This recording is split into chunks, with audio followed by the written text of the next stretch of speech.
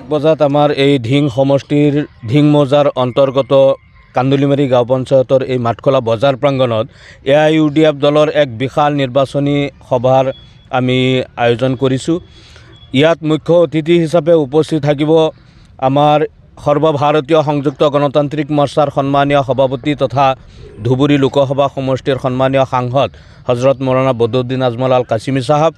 লগত থাকিব আমাৰ ধিং সমষ্টিৰ মাননীয় বিধায়ক তথা বৰ্তমানৰ AIUDF দলৰ মনোনীত 9 নং নগাঁও লোকসভা সমষ্টিৰ সন্মানীয় প্ৰাৰ্থী আলহাজ আমিনুল ইছলাম সাহেব আৰু দলৰ সন্মানীয় অন্যান্য বিধায়কসকল, কেন্দ্ৰীয় কমিটিৰ বিষয়ববীয়াসকল, জিলা কমিটিৰ বিষয়ববীয়াসকল ইয়াত উপস্থিত থাকিব।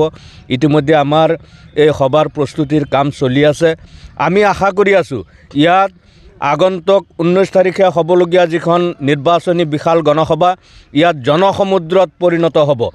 আমি আচলতে ইয়াত 10,000 মানুহৰ আমি টাৰ্গেট কৰিছিলোঁ, কিন্তু আমি যিটো উমান পাইছোঁ এই বৃহত্তৰ এলেকাৰ একেবাৰে চৰ অঞ্চল সামৰি আমাৰ এই গাঁও অঞ্চল পঞ্চায়ত এলেকাবিলাকৰ পৰা আমি যিটো উমান পাইছোঁ মানুহ জনসমুদ্ৰত পৰিণত হ'ব এই সভাখন। গতিকে আমি আজি সংবাদ মাধ্যমৰ জৰিয়তে আমি ধিং সমষ্টিৰ বিভিন্ন প্ৰান্তৰ দলীয় কৰ্মকৰ্তা তথা দলৰ সমৰ্থকসকল, AIUDF দলৰ প্ৰাৰ্থী হাজী আমিনুল ইছলামৰ সমৰ্থকসকলক আমি এই সভালৈ আমি আমন্ত্ৰণ জনাইছোঁ। আপোনালোক আহক। 19 তাৰিখ আগন্তুক 19 তাৰিখ শুক্ৰবাৰ দিনৰ 1 বজাত 2 নং কান্দুলিমাৰী মাঠখোলা বজাৰ প্ৰাংগণত এই সভা অনুষ্ঠিত হ'ব। আপোনালোক আহক। আমি প্ৰত্যেককে আমন্ত্ৰণ জনাইছোঁ। আমি আশাবাদী যে নিশ্চিতভাৱে আমাৰ এই সভাখন এটা গ্ৰেণ্ড ছাকচেছ বুলি আমি ক'ব পাৰিম।